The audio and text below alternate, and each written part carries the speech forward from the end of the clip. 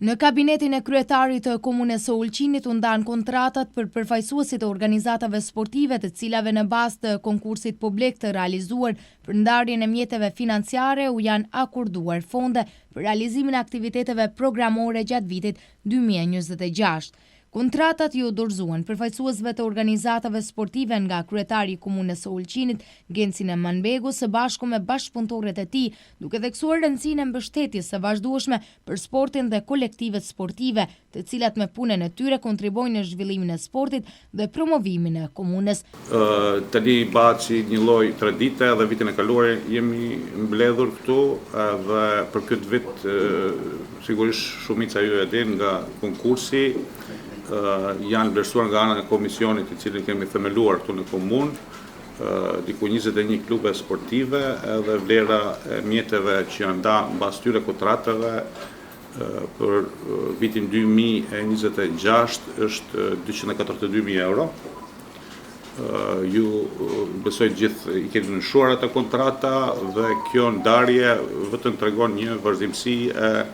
përkushtimit të komunës së Ulqinit për ndihmën e klubeve sportive.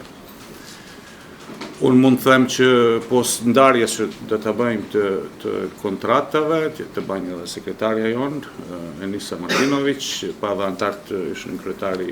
Pero Delić, është zëvendës sekretari Edon Çaushi, është antari Aslan Dhunji i komisionit. Unë e di se këto mjete sigurisht për ndoshta disa nga klubet nuk janë të mjaftuar për nivelin vjetor, por siç e dini ligji është i tillë, jo një klube private dhe nga ana tjetër ne kemi edhe klube të cilët janë në përgjegjësi të komunës, të cilat përkrahen gjatë vitit, por edhe gjatë vitit kemi shumë kërkesa për mbështetjen e aktiviteteve sportive të cilat sipas mundësive i financojmë, qoftë turnejeve të ndryshme apo udhëtimeve që sportistat tanë i bajnë. Unë mund të vetëm të vlerësoj se niveli i sportit në komunën tonë është në ngritje më sipër, që gëzon se funksioni juaj kryesor është jo vetëm promovimi i sportit apo sporteve të cilat ju i keni, por një element edukues dhe do të thoja element i shëndetësisë publike ndaj të rinjve tanë, që të rinjt tanë të largohen nga virtytet të cilët nuk janë të mira. Largohen nga rruga, largohen nga, s'po them, përdorimi i substancave tjera, kështu që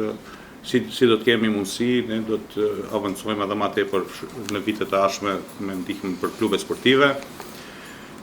Dini që në vitin 2025 kemi bërë disa hapa, domethënë kemi stadiumin e ri i cili ka cilësinë për gara në ligën e parë të Malit Zi. Jemi duke vazhduar intensivisht që të bëjmë edhe spari projektin, mandaj edhe inicimin e do të thoja